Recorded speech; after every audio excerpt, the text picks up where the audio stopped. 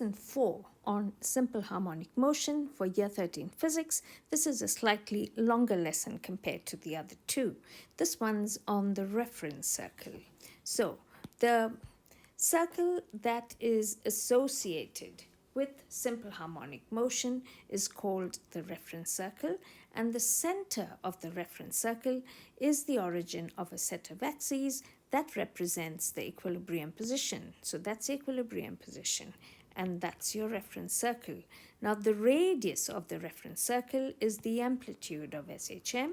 The reference particle moves around the reference circle at constant speed with a constant radius because it's the same distance from the center the whole time, and it also has constant acceleration. Okay, so speed is constant, the acceleration is constant.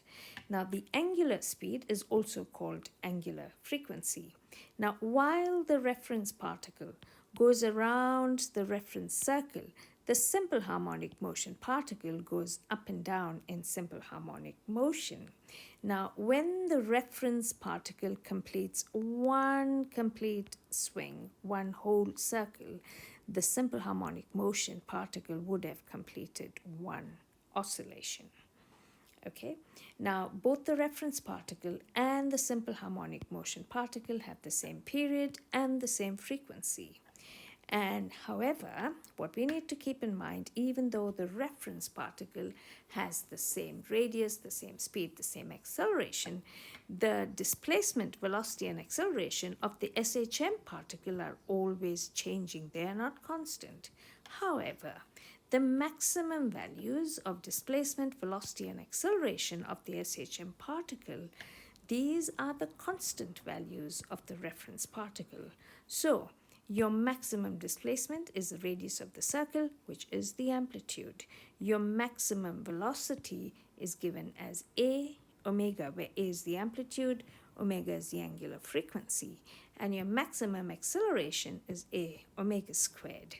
Moving on, we talked about phasor in the last lesson, but a reminder, a phasor is a rotating radius vector, and it connects the center of the circle to the end of it. Okay, now it connects to the reference particle, so the other end kind of meets the reference particle. The tail is at the center, fixed at the center. Now looking at the displacement phasor and coming up with an equation for the displacement at any instant of time. So the length of the displacement phasor is the radius of the circle, which is the amplitude. Now at any point in time, the reference particle and the SHM particle are at the same horizontal line. So what does that mean? When the reference particle is here, the SHM particle is at the origin. Okay? When the reference particle has moved a distance, the SHM particle has moved from here to there. That's what that means. So when timing starts at equilibrium over here, and after a time t, the reference particle is here, the angle through which the reference particle has turned is theta. Okay, and in that time, the SHM particle has moved this little distance here. That's your displacement. Now, if you complete the triangle, this length y is the same as that. This is a right angle triangle, so you get y is equal to a sine theta, and because theta is omega t, we get y is equal to a sine omega t, and that's the equation that's given on your sheet. Displacement is always measured from equilibrium. Okay, now there's also, now how do you get this omega?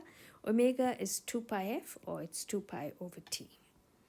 And I gave my class this example, so if you'd like to have a go, so I kind of, when the reference particle is here, this is my SHM particle. If this is the phasor for the reference particle, my SHM particle is here and it's moving downwards. If my reference particle is here, my SHM particle is there. Okay, so this is the negative quadrant. It is moving downwards, so it's come from there to here, but displacement is always from equilibrium to there.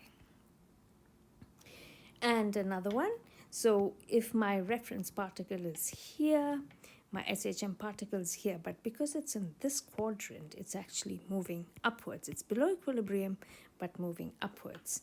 Anytime it's in this quadrant, the particle is moving downwards. And if it's in this quadrant, it's moving upwards.